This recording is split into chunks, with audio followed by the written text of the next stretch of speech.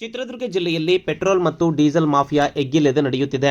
ಜಿಲ್ಲೆಯಲ್ಲಿ ಅನುಮತಿ ಇಲ್ಲದ ಡಾಬಾ ಮತ್ತು ಹೋಟೆಲ್ಗಳೇ ಈ ಒಂದು ದಂಧೆಯ ಹಾಟ್ಸ್ಪಾಟ್ ಆಗಿದೆ. ಹಿರಿಯೂರು ತಾಲೂಕಿನ ಹುಳಿಯಾರು ರಸ್ತೆಯಲ್ಲಿರುವಂತಹ ಡಾಬಾ ಮತ್ತು ಹೋಟೆಲ್ಗಳಂತೂ ಎಗ್ಗಿಲ್ಲದೆ ಹಗಲು ರಾತ್ರಿ ಆಯಿಲ್ ದಂಧೆಯಲ್ಲಿ ತೊಡಗಿವೆ. ಹಿರಿಯೂರು ಉಪವಿಭಾಗ ವ್ಯಾಪ್ತಿಯಲ್ಲಿ ಕಂಡರೂ ಕಾಣದಂತೆ ಜಾಣ ಕುರುಡುತನವನ್ನ ಪೊಲೀಸರು ತೋರುತ್ತಿದ್ದಾರಾ ಅನ್ನುವಂಥ ಅನುಮಾನ ಕೂಡ ಶುರುವಾಗಿದೆ. ಪೆಟ್ರೋಲ್ ಡೀಸೆಲ್ ದಂಧೆಗೆ ಸ್ಥಳೀಯರು ಕೂಡ ಆಕ್ರೋಶವನ್ನು ಕೂಡ ವ್ಯಕ್ತಪಡಿಸುತ್ತಿದ್ದಾರೆ. ಹಿರಿಯೂರು ತಾಲೂಕಿನ ಯಲ್ಲದಕೆರೆ ಸಮೀಪದ ಸಿಂಧು ಡಾಬಾ, ಮಾದೇನಹಳ್ಳಿ ಸಮೀಪದ ಕೌಶಿಕ್ ಪಂಜಾಬಿ ಡಾಬಾ ಸೇರಿದಂತೆ ಅನುಮತಿ ಪಡೆಯದಂತಹ ಡಾಬಾಗಳಲ್ಲಿ ಅವ್ಯಾಹತವಾಗಿ ಈ ಒಂದು ಆಯಿಲ್ ಮಾಫಿಯಾ ನಡೆಯುತ್ತಿದೆ. ಪ್ರತಿ ಲೀಟರ್ಗೆ ಈಗಾಗಲೇ ಡೀಸೆಲ್ಗೆ 70 ರಿಂದ 80 ರೂಪಾಯಿ ಹಾಗೂ ಪೆಟ್ರೋಲ್ಗೆ 90 ರೂಪಾಯಿಗೆ ಮಾರಾಟ ಮಾಡಲಾಗ್ತಾ ಇದೆ.